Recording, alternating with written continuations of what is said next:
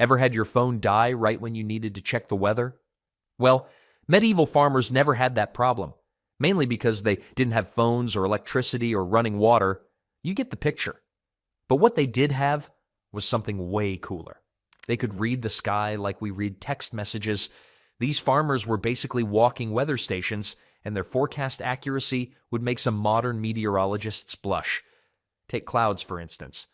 While we're busy swiping through weather apps, medieval farmers just had to glance up to know what was coming. Dark, towering clouds meant get inside, now. But it wasn't just about running from rain. They noticed patterns modern science has only recently confirmed. Here's a medieval weather trick that still works today. If you see clouds moving in different directions at different heights like nature's traffic jam, grab an umbrella. Our ancestors figured out that when high and low clouds cross paths, it usually means trouble's brewing. They didn't know about atmospheric pressure or wind shear, but they knew their crops were about to get a good soaking. The sunrise and sunset shows were their primetime weather entertainment. A blood-red sunrise, that was nature's way of saying, hope you like rain. But a red sunset meant tomorrow would be perfect for harvesting. There's actually solid science behind this. Red skies happen when sunlight hits dust particles in the air. In medieval Europe, since weather usually moved from west to east, a red morning meant dust and storms were approaching, while a red evening meant the dust and good weather was heading away. My favorite has to be their moon halo observations. Imagine being a medieval farmer, looking up at night and seeing a perfect ring around the moon. Today, we know these halos form when moonlight hits ice crystals in high-altitude clouds. But back then, it was like nature's early warning system. They noticed that almost every time they saw that glowing ring, rain or snow would follow within 24 hours. That's some seriously reliable forecasting without a single satellite.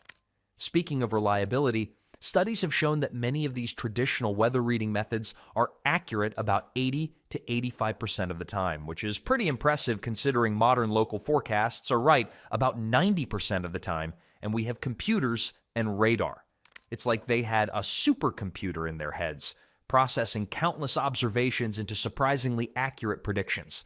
The medieval farmers had different names for various cloud formations, and some were pretty creative. Those wispy, high-altitude clouds we call cirrus. They called them mare's tails. If you saw these stretched across the sky, you could expect rain within 3 days. And those puffy cotton ball clouds that mean fair weather, they called them weather's eyes, because they seemed to watch over the fields on pleasant days. But maybe the most fascinating thing was how they could predict frost just by studying the evening sky. A crystal clear night with absolutely no clouds meant trouble. All the warmth would escape into space, leading to a frosty morning. Some farmers would stay up late watching the stars, knowing that the clearer and more numerous they appeared, the colder it would get by dawn. They'd use this knowledge to decide whether to cover their sensitive crops or not.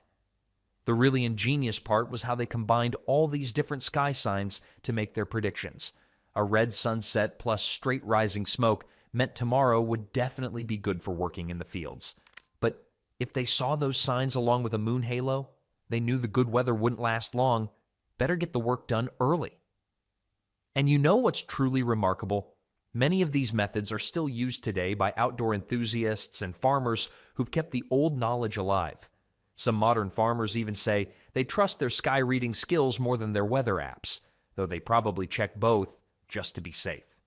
Speaking of safety, medieval farmers didn't just watch the sky, they had a whole army of four-legged weather predictors right in their farmyard. These animals seemed to have a sixth sense about incoming weather changes, and the farmers learned to pay very close attention to their behavior. Take swallows, for example. These little aerial acrobats weren't just pretty to watch. They were the medieval equivalent of a Doppler radar. When they started flying close to the ground, farmers knew rain was coming. The science behind this is pretty neat. Insects swallow food, fly lower when air pressure drops before a storm because their tiny wings work better in dense, humid air. The swallows were just following their lunch, but to farmers, they were better than any weather vane. Something that would have made a medieval farmer chuckle is how their cows were basically living weather stations. When cows suddenly decided to plop down in the field for no apparent reason, It wasn't because they were feeling lazy, they could sense the dropping air pressure before a storm. Some farmers swore that if the cows were lying down while chewing their cud, you had about 6 hours before the rain started. Talk about precise forecasting. Modern research actually backs this up. Studies show that cows become more restless and change their behavior hours before bad weather hits. Dogs were particularly amusing weather predictors. If you saw a medieval farm dog rolling around in the dirt more than usual, it wasn't having a midlife crisis. It was signaling incoming bad weather. The pressure changes before storms apparently made their joints ache just like your grandpa's knee that knows when it's going to rain, so they'd try to relieve the discomfort by rolling around. Some farmers joked that their dogs were more reliable than their own aching joints for predicting rain. Cats were the drama queens of weather forecasting. When they started sneezing or obsessively washing their ears, medieval farmers knew moisture was increasing in the air. One old farmer's tale claims that if a cat washes its face and paws in the morning, good weather will follow, but if it washes its ears, rain is definitely on the way. Scientists now think cats can detect the slight changes in atmospheric pressure through their inner ears, which might explain why they get extra groomy before storms. But the MVP of medieval weather forecasting were horses. These magnificent creatures could sense approaching storms hours before the first cloud appeared. They'd become restless, snort more frequently, and sometimes refuse to leave their stables. Recent research has shown that horses can detect changes in barometric pressure as small as 0.1 inches of mercury. That's more sensitive than some modern weather instruments. Some farmers said watching their horses was like having an early warning system. If the usually calm plow horse started acting like it had too much coffee, you knew something was brewing. Many of these animal behaviors are now scientifically proven. Studies show that animals can detect infrasound from approaching storms up to 100 miles away. They can also sense changes in barometric pressure that humans can't perceive. One study even found that farm animals react to earthquakes up to 24 hours before they happen, something medieval farmers had long suspected. Bees were particularly reliable weather forecasters. On a medieval farm, if you saw bees staying close to their hive or becoming aggressive, you could bet your last loaf of bread that rain was coming. Modern research has shown that bees can detect changes in humidity, temperature, and pressure that signal approaching storms.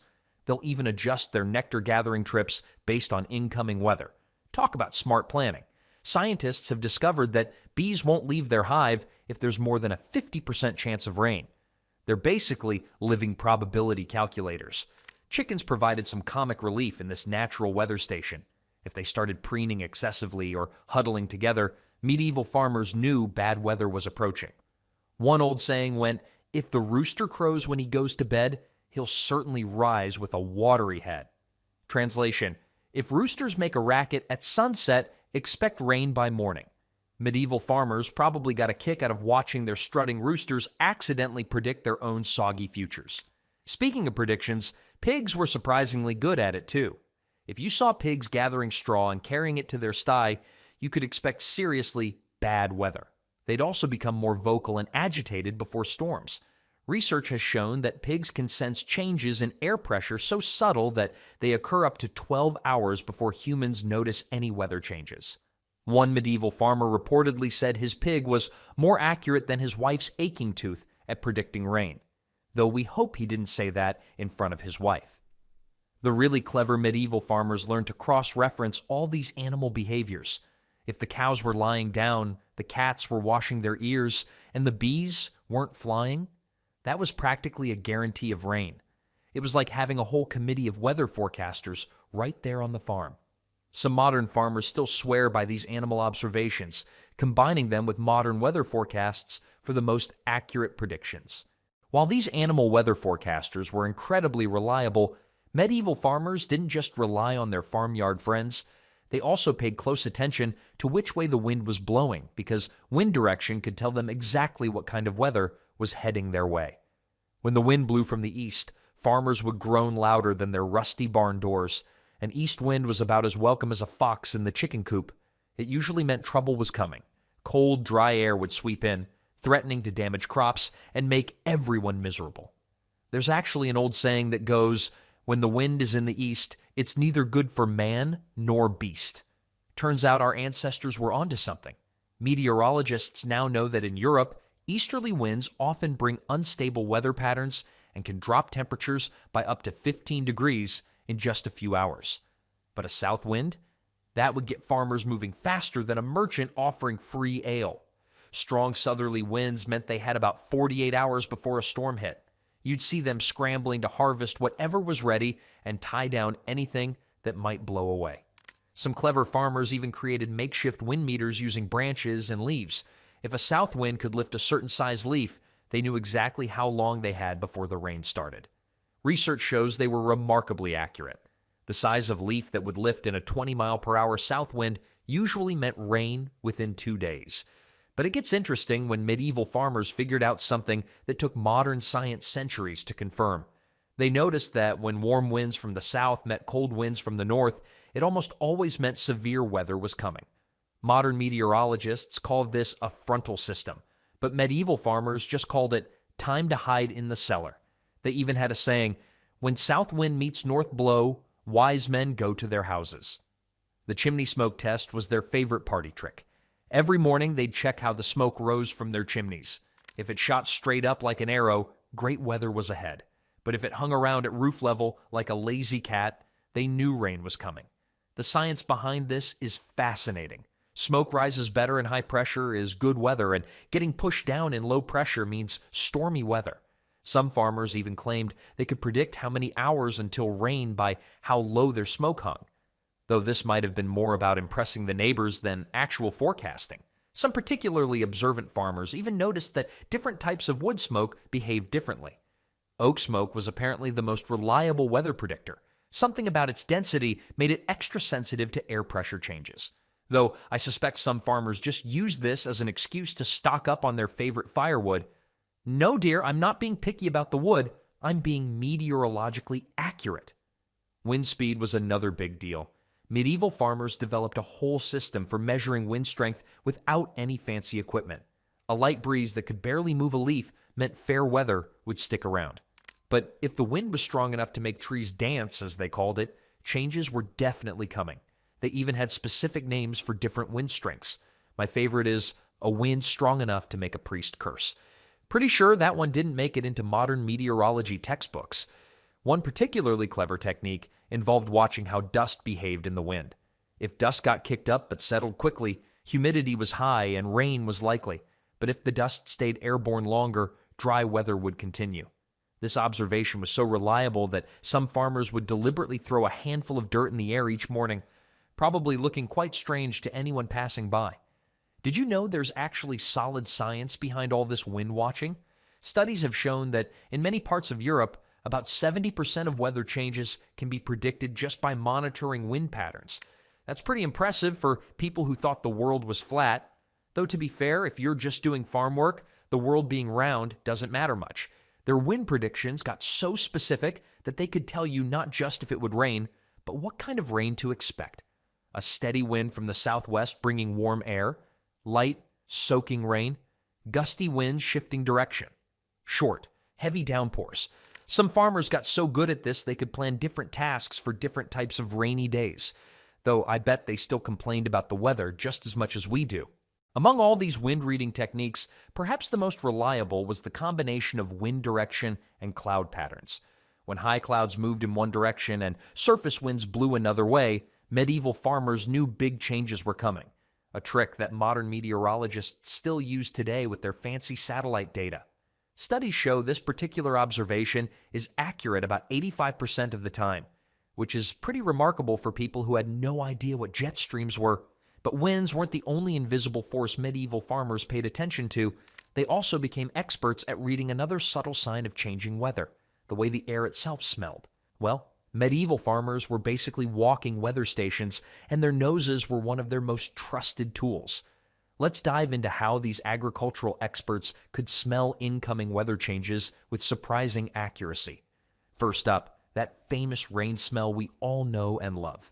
Medieval farmers called it the herald of the clouds because it arrived before the first drops fell. They didn't know the scientific explanation that it's actually bacteria called actinomycetes releasing spores when moisture levels rise, but they knew this smell meant business. get the hay in the barn, cover the grain piles, and maybe grab that medieval equivalent of an umbrella, which was probably just a thick cloak, but hey, it did the job. Medieval farmers were so tuned into these scents that they could actually tell the difference between a short shower and a long storm just by how strong the rain smell was. A light, fresh scent meant a passing shower, while a heavy, intense, earthy smell meant it was time to batten down the hatches for a proper downpour. One old farming journal from the 1300s even mentioned that when the earth breathes deeply, the sky will weep heavily. Pretty poetic for a bunch of practical farmers, right? The impressive part was how they used flowers as natural barometers. When flowers suddenly started smelling extra sweet and strong, farmers knew they were in for some dry weather. This wasn't just some random guess. Flowers actually release more fragrance when the air pressure is high and stable, which typically means clear skies ahead. Medieval farmers would walk through their gardens in the morning, taking deep whiffs of their roses and lavender. If the scent was powerful enough to make their eyes water, they knew it was safe to start the big outdoor jobs. But it wasn't all pleasant aromas. Medieval farmers also paid attention to the not-so-nice smells. A damp, musty smell at night was like a big flashing warning sign saying, "Rain tomorrow."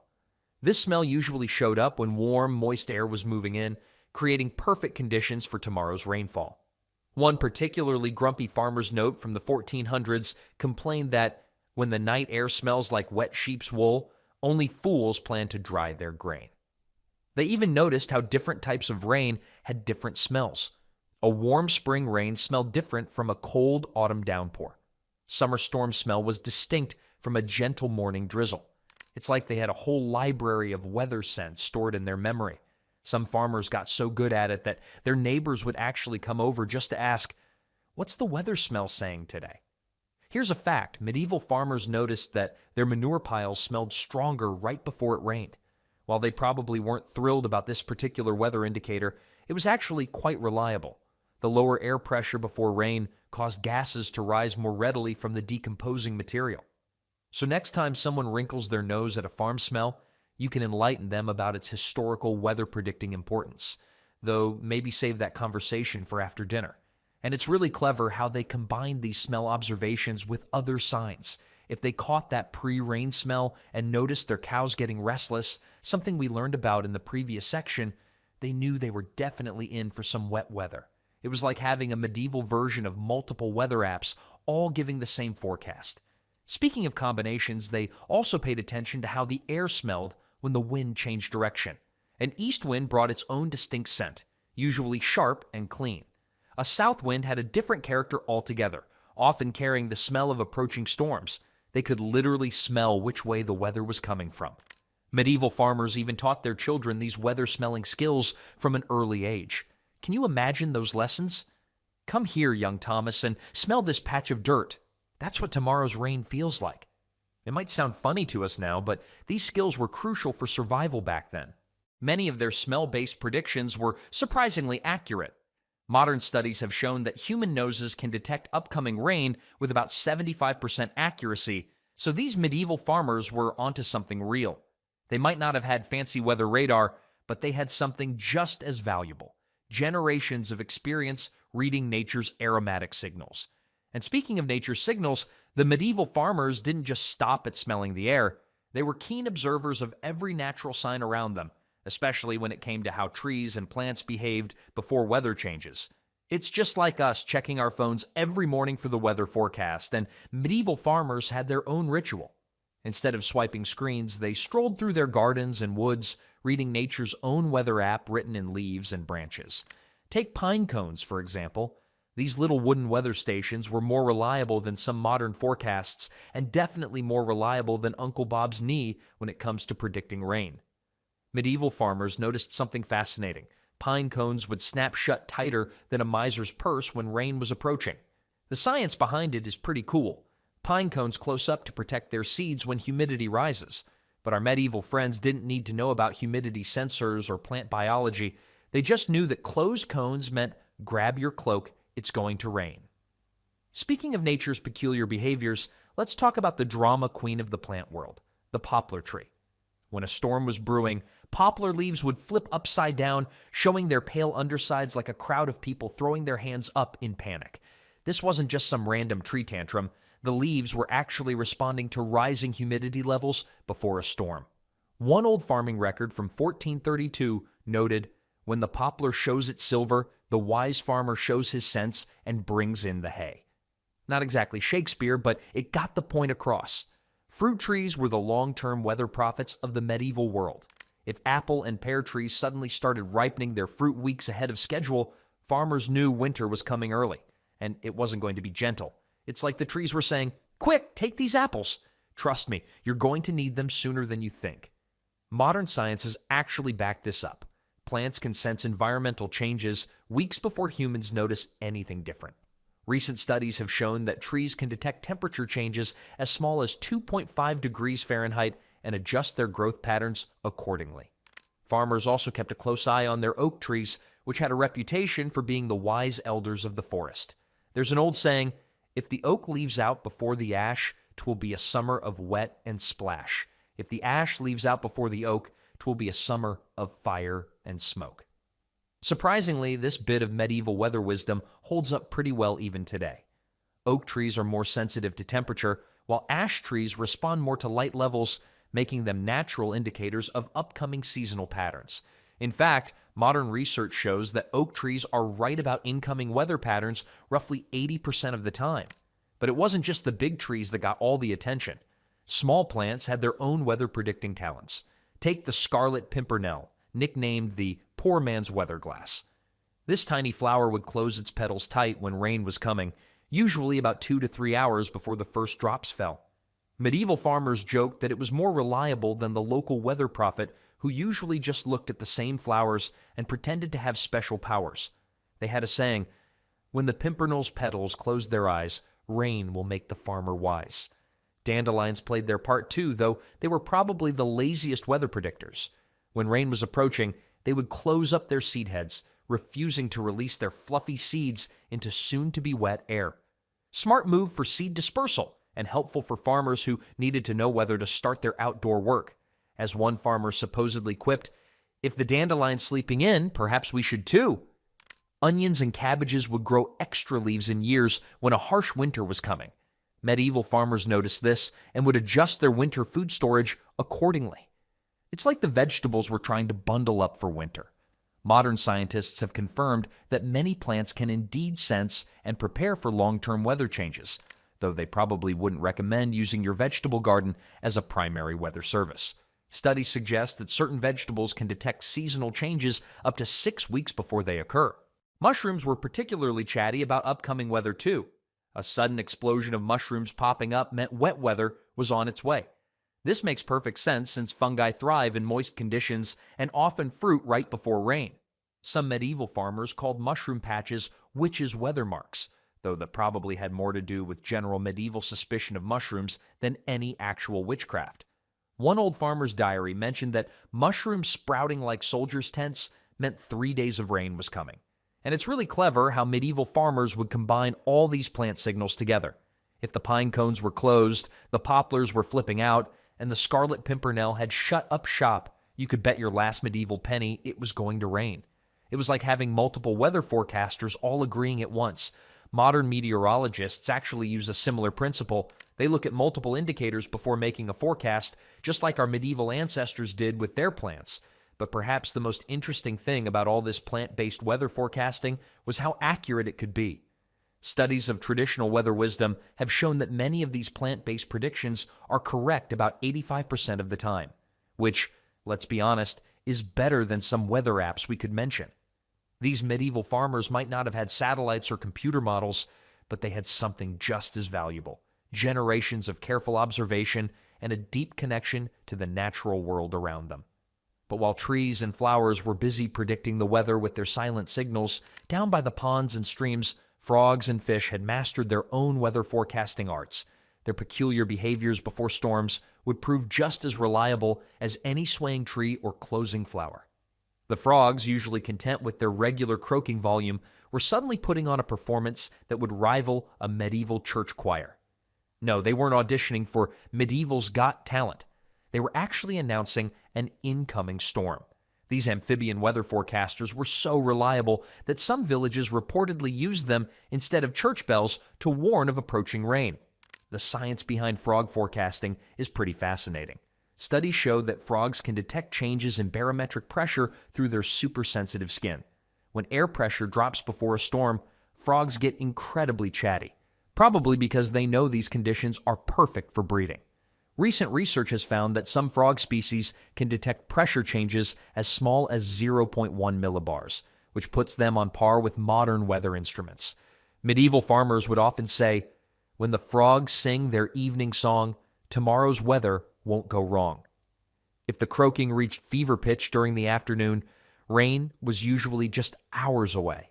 One particularly grumpy farmer's diary from 1467 complained about those blessed frogs keeping the whole village awake the night before a massive storm, though you'd think after years of farming he'd be grateful for the heads up. But frogs weren't the only aquatic weather prophets. Fish had their own way of signaling incoming weather changes. When fish suddenly started jumping like they were trying to escape the water altogether, medieval farmers knew a storm was brewing. This wasn't just random fish gymnastics, the dropping air pressure before a storm affects their swim bladders, making them uncomfortable enough to leap above the surface. In fact, fishing communities developed entire weather prediction systems based on fish behavior. If the fish were feeding close to the surface, it meant fair weather would stick around. But if they dove deep and seemed to disappear, time to batten down the hatches. Modern studies have confirmed this behavior, showing that fish can detect pressure changes of just 2 millibars. That's sensitive enough to predict a storm nearly 48 hours in advance. Then there were the crickets, nature's tiny thermometers. Medieval farmers discovered you could actually calculate the temperature by counting cricket chirps. The warmer it got, the faster they chirped. Modern science has turned this into a real formula. Count the chirps in 15 seconds, add 37, and you'll get the temperature in Fahrenheit. Who needs a thermometer when you've got a garden full of cricket calculators? Spiders turned out to be surprisingly good meteorologists, too. When spiders strengthened their webs and made them shorter, medieval farmers knew fair weather was ahead. But if the spiders started building longer support threads or taking their webs down entirely, storm incoming. One medieval text noted, "The spider works badly before rain, but skillfully in fair weather." Modern archaeologists have found that spiders can indeed sense atmospheric pressure changes through specialized hairs on their legs. Even earthworms got in on the weather forecasting game. When worms suddenly appeared all over the ground surface, rain was imminent. Medieval farmers called this the worm exodus, and it was one of their most trusted signs of incoming rain. Today, we know that worms surface before rain to avoid drowning in their tunnels. They're basically playing a medieval version of "the ground is lava." Medieval farmers noticed that ants would build up the walls around their ant hills before rain. The higher the walls, the longer the rain would last. They weren't just being overly cautious.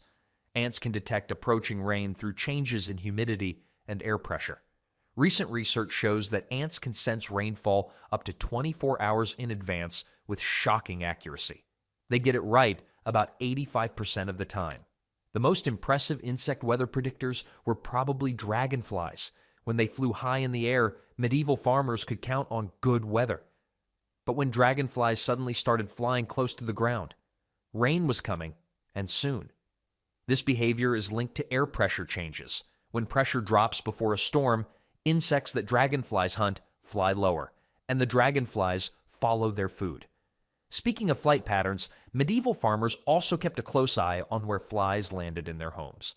If flies started clustering on walls or seemed more aggressive than usual, rain was on the way. One old farming journal grumbled about flies being more bothersome than the tax collector before storms. And if you knew anything about medieval tax collectors, that was saying something. As the frosty winds of winter approached, these small creatures would show different signs that helped predict the changing seasons. In fact, medieval farmers found that frost patterns told their own unique story about what kind of winter was coming. Medieval farmers didn't just sit around waiting for winter to happen. They were like detective meteorologists, reading every single hint nature dropped about the upcoming cold season. Frost wasn't just a white covering on the ground. It was a complex language that told stories about temperature, moisture, and the harsh months ahead. Early frost was the ultimate winter warning sign. When the first frost arrived earlier than usual, medieval farmers knew they were in for a long, brutal winter. This wasn't just superstition, it was a survival strategy. An early frost meant crops needed to be harvested faster, livestock needed extra protection, and firewood needed to be stockpiled immediately. One farming record from 1389 noted that when the first frost kisses the ground before the harvest moon, winter shall be a harsh mistress indeed. The type of frost mattered just as much as its timing. Hoarfrost, those delicate crystal-like ice formations, was particularly fascinating. When hoarfrost appeared without clouds, medieval farmers knew a dry, cold spell was coming. These intricate ice crystals formed on clear, cold nights when moisture in the air froze directly onto surfaces. Some farmers had such a keen eye that they could predict the duration of the cold spell just by looking at the hoarfrost's density and pattern. Medieval meteorological records show that farmers tracked frost patterns with almost scientific precision. They noticed that certain frost formations predicted specific weather conditions. A light, delicate frost might indicate a brief cold snap, while a thick, heavy frost suggested prolonged cold temperatures. One particularly detailed farming diary from the 14th century included over 50 different descriptions of frost types and their potential meanings. Dew played its own fascinating role in winter weather prediction. Heavy morning dew might seem counterintuitive, but medieval farmers knew it meant fair weather was ahead. When the ground cooled evenly overnight and moisture condensed smoothly, it signaled stable atmospheric conditions. This wasn't just a random observation, it was a sophisticated understanding of how temperature, humidity, and air pressure interact. Interestingly, the location of frost mattered too. Frost that appeared first on low-lying areas indicated different weather patterns compared to frost that started on higher ground. Farmers would walk their fields at dawn, carefully observing these subtle differences. Some regions even had specific local sayings about frost patterns. One old Welsh farming proverb suggested that frost on the north side of the stone wall speaks of a different winter than frost on the south. The color and texture of frost provided additional insights. A bluish-white frost suggested different atmospheric conditions compared to a more yellowish or grayish frost. Medieval farmers didn't have color charts or scientific instruments, but generations of observation had taught them to read these subtle variations like a book. Modern meteorologists would be impressed by the accuracy of these traditional observations. Temperature wasn't the only thing frost could predict. Medieval farmers discovered that frost patterns could give hints about upcoming agricultural seasons. A certain type of frost might suggest an early spring or a late harvest. Some farming communities even had specialized frost readers, respected elders who could interpret these icy messages with remarkable accuracy. Tracking ice formations on water sources was another crucial strategy. The thickness, clarity, and formation of ice on ponds and streams told stories about temperature trends. Clear, thick ice suggested a consistently cold period, while cloudy or uneven ice might indicate fluctuating temperatures. Farmers used these observations to plan everything from livestock management to firewood collection.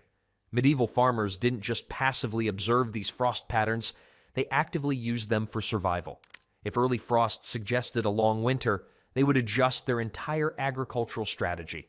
This might mean harvesting crops earlier, protecting livestock more aggressively, or storing extra food. Their survival literally depended on reading these subtle natural signals correctly.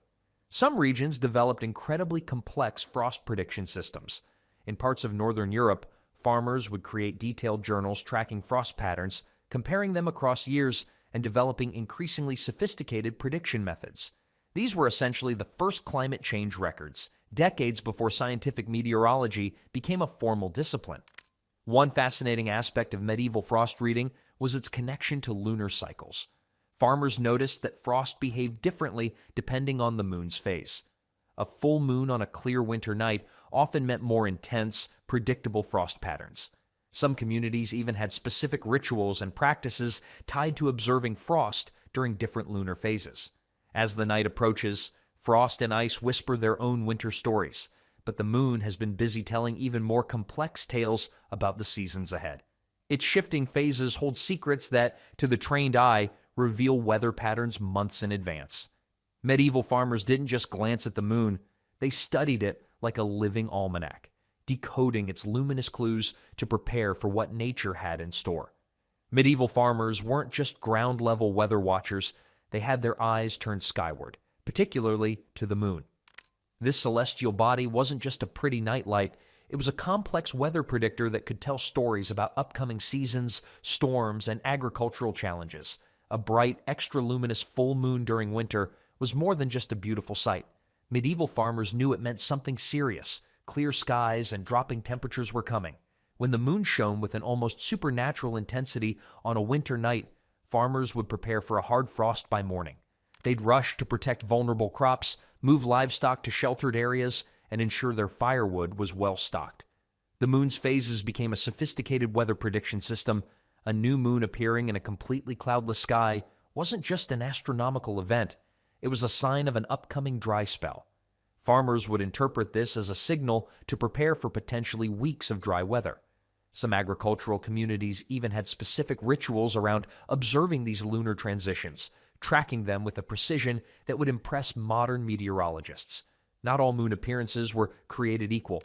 A pale, dim moon wasn't just a sign of cloud cover, it was a direct warning of incoming moisture.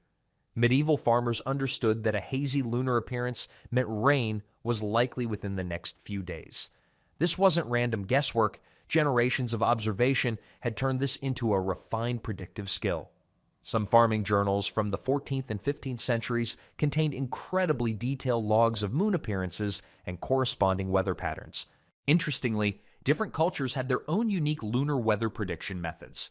In northern European farming communities, farmers would track the moon's appearance during different seasons with remarkable detail. A winter moon that appeared slightly tilted might indicate a more severe cold spell, while a summer moon with a particular glow could suggest an upcoming heat wave. Research suggests that lunar observations were surprisingly accurate. Modern meteorological studies have found that lunar cycles can indeed influence weather patterns, though not exactly in the way medieval farmers believed. The moon's gravitational pull affects ocean tides, atmospheric pressure, and wind patterns, subtle influences that can indeed impact local weather conditions. Some medieval farming communities developed complex lunar calendars that went far beyond simple weather prediction. These calendars tracked not just moon phases, but their appearance, color, and surrounding atmospheric conditions. A farmer's lunar calendar was like an ancient version of a weather app, providing insights into potential agricultural challenges months in advance. The connection between the moon and weather wasn't just about prediction, it was about survival. In an era without modern agricultural technology, understanding potential weather patterns could mean the difference between a successful harvest and total crop failure. A farmer who could read the moon's signals had a significant advantage over those who couldn't. Lunar observations were particularly crucial during planting and harvesting seasons. Farmers would time their most critical agricultural activities based on moon phases, believing that certain lunar conditions provided optimal conditions for crop growth. While some of these beliefs might seem superstitious today, many were rooted in generations of careful observation and practical experience. Different moon phases were associated with different agricultural activities. A waxing moon might be considered ideal for planting crops that grew above ground, while a waning moon was thought better for root crops. These weren't just random beliefs. They represented a sophisticated understanding of seasonal cycles and agricultural timing. Some medieval texts even suggested that the moon's appearance could predict longer-term weather trends. A particularly bright or dim moon during a specific season might indicate whether the upcoming months would be wet or dry, cold or mild. Farmers would adjust their entire agricultural strategy based on these lunar observations. The most interesting aspect of medieval lunar weather prediction was its blend of practical observation and what we might today call folkloric wisdom. These farmers weren't just making wild guesses, they were collecting generational data, comparing observations, and developing increasingly sophisticated prediction methods.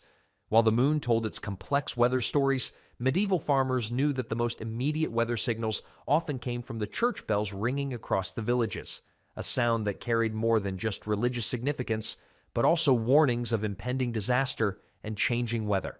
Long before smartphones and weather apps, medieval farmers had developed an extraordinary skill that might sound almost magical today, predicting weather through sound. Church bells weren't just instruments of religious call, but sophisticated meteorological tools that carried whispers of atmospheric changes across entire villages. When a church bell sound traveled unusually far, medieval farmers knew something significant was brewing in the sky. This wasn't just superstition, it was a precise understanding of how atmospheric conditions affect sound transmission. Changes in air pressure and humidity could dramatically alter how sound waves moved through the atmosphere. A bell that could be heard miles beyond its typical range was a clear warning that a storm was approaching. The science behind this phenomenon is fascinating. Sound travels differently through various atmospheric conditions. When air pressure drops and humidity increases, typical conditions before a storm, sound waves can travel much farther and with greater clarity. Medieval farmers might not have understood the complex physics, but they knew exactly what those extra loud bells meant. Batten down the hatches, a storm is coming. In different regions, this sound-based meteorology took on unique characteristics. Alpine villages developed particularly sophisticated systems where church bell sounds were treated almost like a complex language. The pitch, duration, and reach of the bell sound could communicate nuanced information about upcoming weather patterns that went far beyond simple storm warnings. But church bells weren't the only sound-based weather predictor. Medieval listeners discovered that distant sounds becoming mysteriously clearer was another reliable weather indicator. Farmers could suddenly hear a dog barking from miles away or the distant river's current sounding unusually loud. These were not random occurrences, but precise meteorological signals. Moisture plays a crucial role in sound transmission. Water particles in the air can actually help sound waves travel more efficiently, carrying them farther than they would normally go. Medieval farmers realized that when sound seemed unnaturally crisp and clear, it often meant rain was imminent. They developed an almost supernatural ability to distinguish between normal sound and rain sounds. The opposite was equally true. When sounds become muted or oddly dampened, it signaled something completely different. Muffled, dull sounds typically indicated high-pressure systems and upcoming dry weather. A village that suddenly seemed wrapped in acoustic cotton was a sure sign of stable, dry conditions ahead. Local topography added another layer of complexity to these sound-based predictions. Villages nestled in valleys or near mountains would experience sound transmission differently compared to open plains. Experienced farmers knew exactly how sound should behave in their specific landscape, making their predictions remarkably accurate. Interestingly, different types of sounds carried different meteorological messages. Church bells had their own language. The way they rang, how far they carried, their tone and resonance all told different stories about upcoming weather. A bell that seemed to sing differently might indicate approaching humidity or pressure changes. Some communities took this sound-based meteorology so seriously that they would assign specific listeners, almost like ancient weather forecasters, whose sole job was to monitor atmospheric sound conditions. These weren't just random villagers, but trained observers who understood the subtle nuances of how sound travels through different weather conditions. Modern acoustic meteorology has actually confirmed many of these traditional observations. While medieval farmers didn't understand complex physics, they had developed an empirical understanding of sound-weather relationships that modern scientists find remarkably sophisticated. Their observations weren't just folklore, they were sophisticated, experience-based scientific measurements. As the sounds of bells and distant echoes faded, medieval farmers recognized that their understanding of weather went far beyond sound. It was a complex symphony of observations that touched every aspect of the natural world around them.